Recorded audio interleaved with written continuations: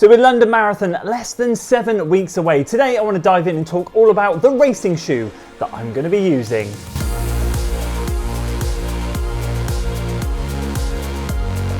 Now a lot of it comes down to the weight of the shoe and a lot of it comes down to how I just get on with the shoe. A lot of you guys know what this shoe is, but I have picked up a fair few new subscribers since I've been doing the London Marathon training series, so I thought I would showcase the options that I have in my running shoe rotation and why I'm not using them for London Marathon, what my experience are, and then showcase the shoe that I will be using and explain exactly why. And the first one that I won't be running in is the Vaporfly 3. This never really crossed my mind to run in it, but I did produce a recent video about my March leading into the marathon, so 7 weeks marathon training shoe rotation, and I decided to bring the Vaporfly 3 in. It's a shoe that I've raced in a couple of times, had one good race, one bad race, but overall I've not quite found the magic as what I have in the version 1. It has definitely got softer than version 2, it has that lovely squish, but I just feel the changes they've made to it with the wider forefoot just made it a more stable platform, and I don't quite get that edge, that responsiveness that I get from version 1. However, I took it out for 16 miles at marathon pace on the weekend, and if you saw that video, you'll know exactly why I will not be wearing it. I've raced in the version 1s and the version 2s quite a lot. I've run a marathon in both of them, and I've never had the issues that I got in the version 3, which was arch pain. This was something that really caught me off guard because I know in the first version of the Alpha Fly and the Next Percent, actually, to be fair, the arch is quite prominent, and it took 2, 3, 4 runs for it to kind of flatten out a little bit, and then I never really had that issue moving forwards.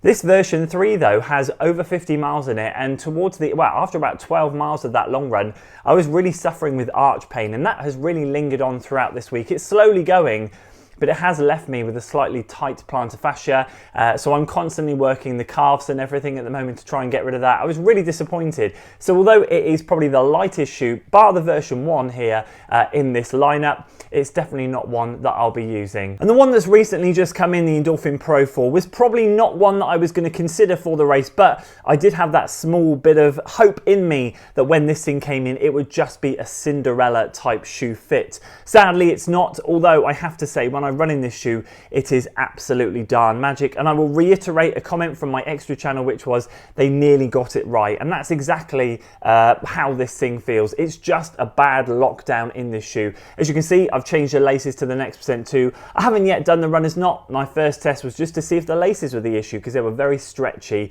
and it's not the issue. So I will be using the runner's loop in it next time, and I'll be using them next week for next week's session. I'll use the On Cloud Boom Echo 3 for this week. However, I was really hoping that this thing was going to be something pretty special because I've run a lot of, I've put 256 miles in the Pro 3, its predecessor, and I have to say, I would run a marathon in that shoe, absolutely. If it wasn't for the shoe at top spot, I would choose that shoe to run a marathon alongside another one that's just coming up. So I was hoping that this one might be a little bit better. And if I'm honest with you, performance-wise, I do think this has the edge over the 4. From the session and the long run that I've done in it, I really do feel such a good bounce and response from this shoe. It's just a shame that I can't quite get the lockdown. I get a bit too much movement in the shoe, and I get a blister on the inside of my big toe. But otherwise, this one will not be the shoe. Now onto the 3 shoes that had genuine chances of potentially being the marathon shoe. Although if you have watched the channel, I have been very vocal about the shoe that I will be running the marathon in. But like with anything, I do sit and ponder. This is the shoe that I have run the London Marathon in back in 2022. I've run half marathons in, 10Ks in, and the Alpha Fly version 1 is just exceptional. I absolutely love this shoe. So many people suffered with arch issues in the shoe. I get it. I put the Hoka Mach 4 insole into this shoe. Just laid an insole on the top. Didn't take the old one out. Laid another one on the top, and it did the job. Got rid of all the arch issues. And then what that meant was actually I got a tighter fit in the shoe because it just took my foot up a little bit. Wrapped around the shoe really nicely. And I got possibly one of the best fits in a racing shoe that I can imagine. The only problem with this shoe, slightly on the heavier side, just over 300 grams, so it is very much a case of nearly 50 grams heavier than what my racing shoe of choice is going to be, but I would not hesitate to use a version 1 again. Version 2 was absolute garbage. I hated it. I returned it. It was very much a one-trick pony.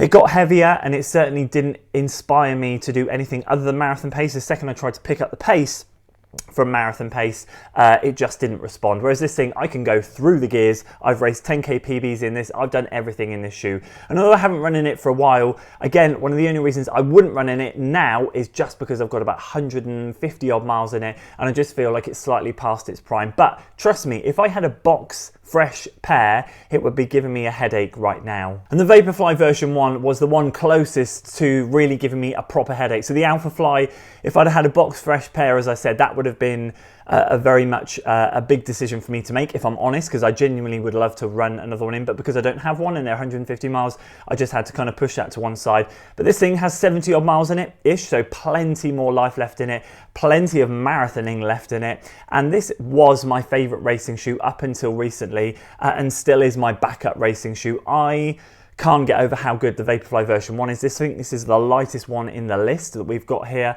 and it's just so good. The only problem I find towards the end of a marathon in this shoe is I do find that I don't quite get that propulsion. With the Vaporfly, what you put in is what you get out, and when you really start to fatigue and you don't quite get that that pressure that you would normally land and get to push off as your legs get tired, you do start to slow, and it can feel a little bit cumbersome. That's how I felt towards the end of a marathon when I've run in it. But in terms of shorter distance races, this is absolutely fantastic. This is, as I said, the one that gave me the most headache and the one that I have really been considering using over this racing shoe. But to be honest with you, after lots of consideration, this next one is the one that I'll be racing in. And that shoe is indeed the Saucony Endorphin Elite. This is the third heaviest in the list, I think, but we're talking a couple of grams. So my size 255, 256 grams. And for a shoe that looks quite bulky, it is so crazy light, and I am just so efficient in this shoe, it's unbelievable. When this shoe came out, I have to be honest with you, I didn't get a pair. I was very grateful Saucony sent me some later down the line to test, and since getting this shoe, I have never looked back.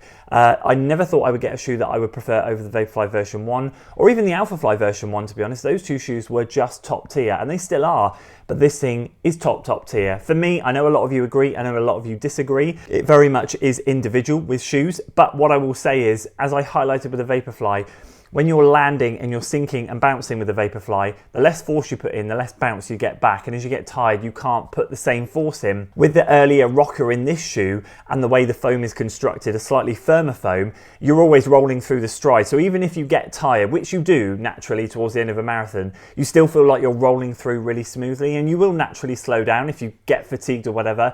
But I feel like it's less effort to keep going in this shoe than it is in the Vaporfly version 1.